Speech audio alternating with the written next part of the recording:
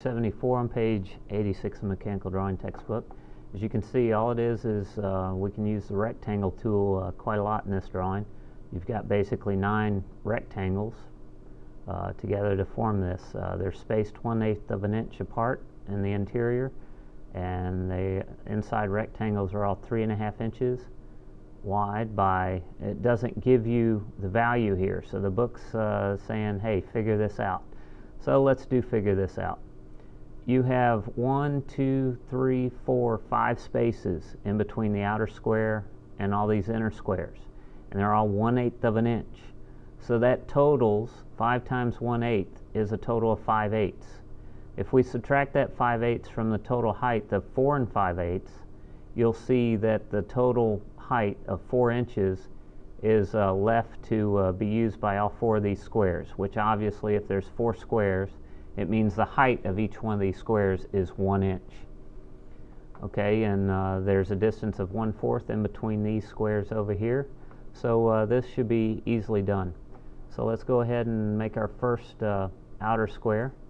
And that's going to be 7 3/4 at 7.75 comma 4 5/8.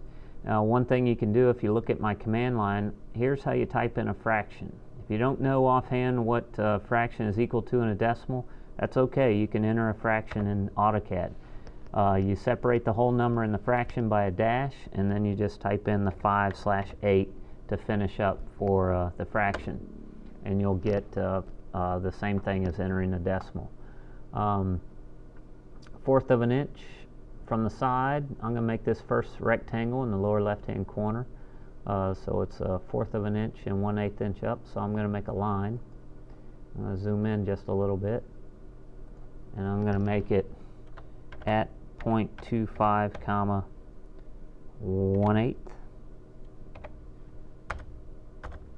And I know that my rectangle is going to snap to this corner.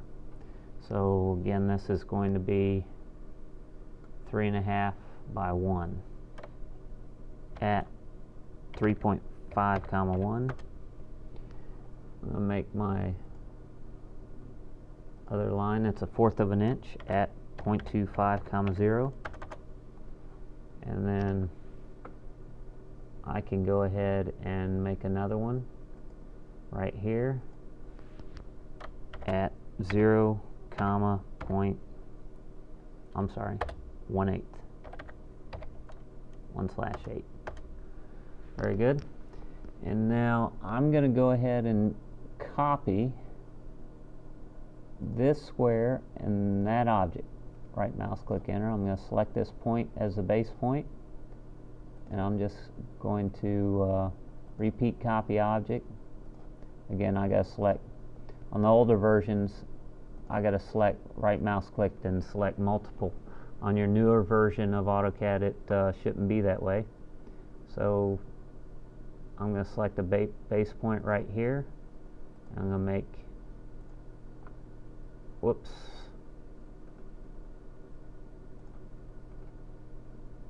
I'm going to undo that. I made a mistake.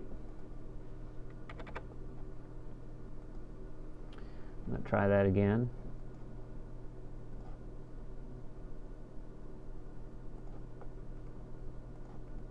Make multiple copies. Select this as a base point. There we go. That's a little better. Now I'm going to come here, go there. There we go.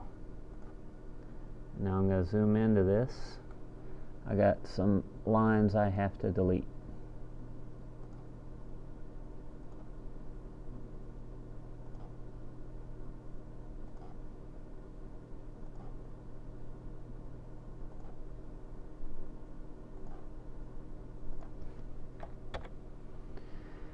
I simply have to center this. Use my polyline command. Go ahead. You should know how to center drawings by now pretty easily, so I'm going to cruise through this. I'm going to move, select the move command, find my midpoint, find my other midpoint, Delete the polyline command. Again, it should read grill in the description. Your scale is full, so it should read 1 equals 1. I'm just going to max out my screen here. Zoom in so you can see it. Save it as first initial last name 3-74, and you're done.